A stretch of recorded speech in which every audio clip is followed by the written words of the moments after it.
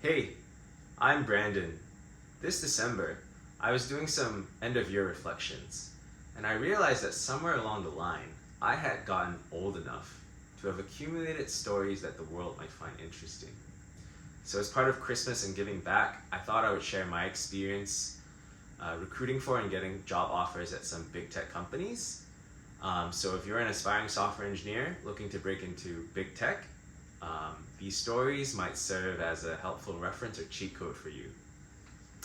So the three stories I'm going to share today will be how I got an offer from Microsoft in 2019, an offer from Google in 2021, and an offer from Meta in 2024. And through these three stories, you should pay attention to three themes. First, how to get your foot in the door and land an interview. The second is how to go through the arduous multiple rounds of interviews at these companies. And lastly, what the experience is like after you've gotten the offer and joined the big tech company. So let's go back in time to 2019, to when I first got my Microsoft offer to be an intern on the Yammer team in San Francisco. So there are hundreds of thousands of people applying to these well-known companies yearly because these are the names that permeate our everyday lives.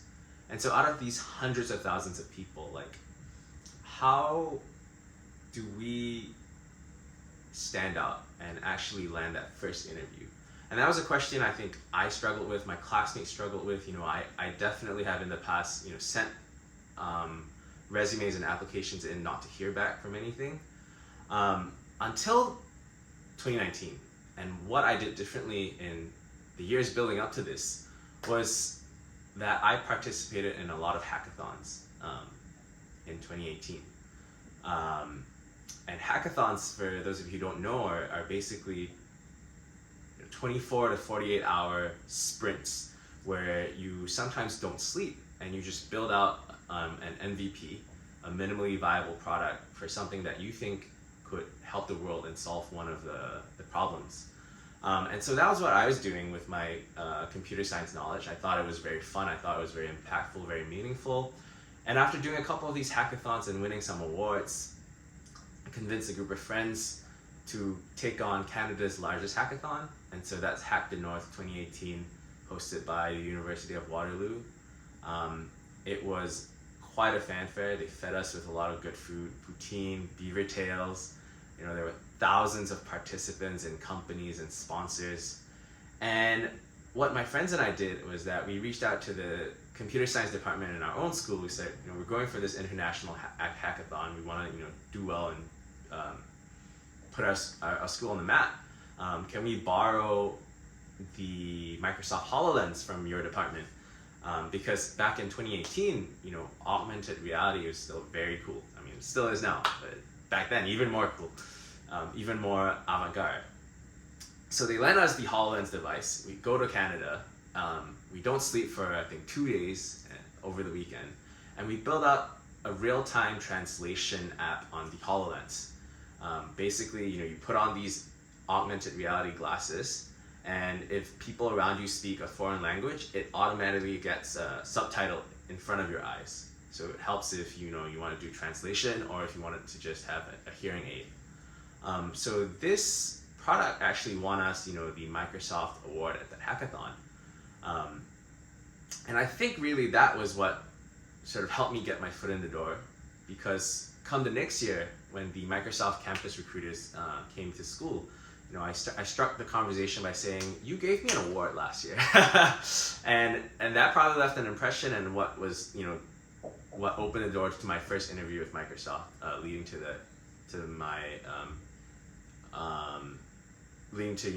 another interview, and then finally them flying me out to San Francisco to interview with the Yammer team. This was pre-COVID days where final round interviews you would be flown out for. And then I spent 3 months, the summer of 2019, interning on Yammer.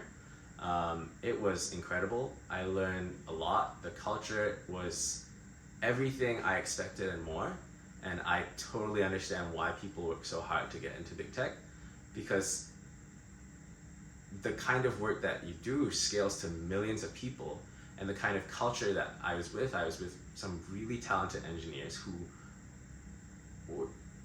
were so generous with mentoring me and sharing with me their knowledge and getting me up to speed to become a good engineer, that after those beautiful 3 months in San Francisco, I actually went back to school, and the first day I went back to school for my last year of college, I was very sad. I was so sad to leave that life of like working on things that I cared about, making progress and making real world impact, having the autonomy to decide my own schedule, and going back to the dorm was an adjustment. We worked way harder in school.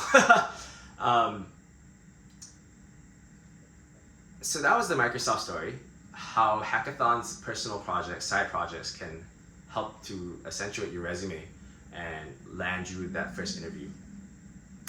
And now we move on to the Google story of how I got an offer in 2021. So the Google story was interesting because I technically had already passed all the interviews in 2019, but it's just that I had such a good experience interning with Microsoft and with Yammer that I turned down Google at the time, and they reached out to me again 2 years later to see if I was still interested. But we're sort of jumping the wagon here. How I even got into Google. This was really interesting because Google, I think at that time was even more popular for applicants. Or Google was all the craze, like millions of people all around the world just would kill for an interview with Google. My classmates and I, we were no different. We worshipped Google at the time. And I'm pretty sure I had sent a couple of resumes that did not get a response or probably got rejected. I don't remember, so many years ago. But the one that did get accepted, I actually landed my first interview with Google because I was doing the Google Foo Bar. If you've never heard of that, this is a very interesting sort of like backdoor trick, where if you are on Google search engine and you search a bunch of geeky terms on like a bunch of like specific programming paradigms or intricacies with certain languages, programming languages, the search engine actually picks up, and all of a sudden your Google screen will change colors, and it'll be like, we see you've been searching for a lot of geeky things. Would you be interested to play a game with us? And that is Foo Bar. So you start playing the game, and the first round, it's like a really simple coding challenge. A fun like real world problem. I probably don't know what the questions are, and I don't think I am allowed to share the questions. But it gets you hooked. You do round one, and they're like, great job. Are you ready to start round two? And you're like, I did round one. Round two, round three, round four. By the time you get to round four, like these questions are like hard. like they will give you like 2 or 3 days to think about this coding question because it's that hard. And I think if you pass 5 rounds, it's when they'll be like, you are a really good engineer. You should consider working with Google. And so that's how I landed my interview with Google, through Foo Bar. And I think the recruiter also reached out to me 2 years later because of this Foo Bar thing. And so that was 2021, getting the offer from Google. Now, if we fast forward later on to 2024, now at this point I'm getting a bit more senior in my career. The interviews are no longer just like coding problems. We're doing a bit more like thought leadership, system design, architectural interviews. And this was the year that, 2024, I actually got a referral into Meta through a Carnegie Mellon alum who was an engineering manager in Meta. And so at this point, I do have to thank all the Carnegie Mellon University alum working in Meta for busting your butt and working so hard at Meta and leaving a good reputation for all us other alums to enjoy. So thank you for your hard work. I would say that Meta does hire a lot from my school because I think the work values kind of are very similar. Where in CMU, you know, the entire motto is that my heart is in the work. And at Meta, I think there are some very good incentive structures where if you are willing to put in the work and deliver results and take autonomy and initiative, they really like scale your rewards and reward you for that outstanding performance. So Meta's interview is probably the most recent in my mind, and it's where I might be able to tell you more about the two other themes of getting a job, which is, you know, the actual interview process and then, you know, what happens after that. So the actual interview process of Meta, you know, started with like a phone's actually I don't remember. I don't remember the full details, but I think it was like two or so technical interviews where, you know, it was basically lead code medium or lead code hard questions, followed by, you know, a full round of like 5 interviews.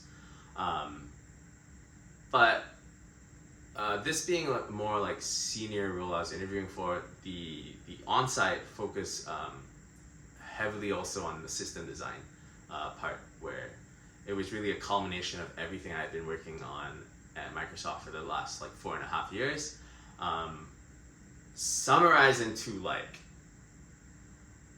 the key ideas extracted and summarized into like a 45-minute system design interview for distributed systems, caching, load distribution, all that good stuff. And I would say that my preparation for Meta, I would say Meta is interesting. Like, Meta had some really good compensation offers. I think it's known for that. But their interview questions were also very, like, fun. And by fun, I mean challenging. Like, we're talking, like, lead code hard, like, kind of graph problems. And so my advice for this would, just to sit down for 2 months. At least my personal experience was I sat down for, 2 months after work and on the weekends, and I would just, like, work through lead code problems for each of the topics that they would test for. And lead code is interesting because I don't think, on the topic of like lead code and preparing for technical coding interviews, I don't think lead code is something that you memorize. At least that's not feasible to me. I don't think my brain works that way. What I did notice though is that like after 4.5 years of industry experience, doing lead code again felt easier. I think it's because my brain was rewired differently, such that I had become more comfortable with just, reading code as a native language. And reading the problem specs as like, oh yeah, I'm just gonna write a bunch of statements to my computer that will get these instructions done. And so my strategy towards like preparing for the technical coding interview really was just to sit down with, the variety of questions, making sure that I understood the engineering concepts that were being tested. And yeah, I had the misconception that, I'd been an engineer for 4+ years, that I could just get ready quickly in a weekend. But really it's not so, because even sitting down to do like a lead code question, my lead code questions, at first I would take like 45 minutes for a question, 45 to an hour to a question. And really it was, if you just do the math, like in a weekend or on a weekday after work, you add up those 7 days. In a week, I really could only get done like less than 50 or less than 100, lead code questions.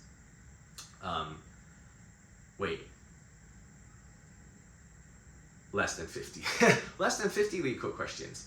And so in a week, and so, the set of problems that like these big companies are gonna ask you are way bigger than like 50 problems, right? If you just did the top 50 problems by frequency, chances are they're gonna ask you a concept that you had not seen before.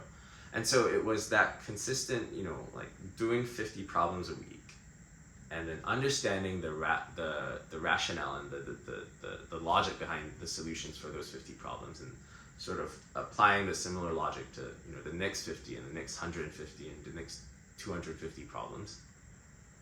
That took me about 2 months. 2 months later, I got a little bit bored of LeetCode, but at this time I had also felt pretty refreshed with my concepts of algorithms and programming that got me through the technical interview parts of Meta's process, and then we did the system design interview. I would say that after getting through the final round, this is where the last phase of team matching happens, and I got to speak with and so what happened, I think, was the recruiter sort of like sent my resume and my experiences to their internal portal, and a bunch of managers like expressed interest, and out of the bunch of managers that expressed interest in seeing if there was a fit, I could pick 3 of them and to speak with, and get to know their team better and share about my experiences a bit more. And from those 3, I mean, even from the whole bunch that like reached the indicated interest to for me, the kind of projects they were working on were so fascinating. Like honestly, I think shaping the future, and these are technologies that permeate our everyday life. Now, without going into the details for NDA reasons, if you ever get a chance to work in Meta, I think it would be super exciting. And so yeah, that was how I found a fit. I went into the team matching calls, having done a little bit of research, like actually looking at the description of the team, and then preparing like one to two like tech, 1 to 2 cultural questions about the team, and then sort of explaining as well how my experiences were relevant to what that team was trying to build. I think was what eventually got me through that phase as well, and then landed me with an offer at Meta. So those are the 3 stories I wanted to share. Might have gotten a bit carried away in the storytelling. But to summarize, get your resume through to these big tech companies by setting yourself, by giving yourself an advantage through interesting projects or referrals or coding challenges, like Google's Foobar. Also, quite a few companies actually occasionally host competitions to sort of get talent, so look out for those. Foobar might be the one that is always available on a rolling basis, but I've also seen Google have AI hackathons that are fully virtual, and so if you were to do a fun project, like a side project that takes you maybe like a week, and put it on your resume or discuss it with a Google recruiter, I think that would greatly increase your chances of getting your foot in the door. Number 2, build strong software fundamentals, which ultimately manifest in you being able to solve the LeetCode hard or LeetCode medium problems, but don't try to memorize the solutions to these common problems. Rather, I think you need to understand the logic, and then wire your brain in such a way that you can take that logic and apply it to something related but not the same. And the last part, behavioral skills and team matching. Just try to be a nice person. Don't know much else to say here. So to end, if you're willing to put in the work, I think these companies in big tech have incredible opportunities to scale your impact.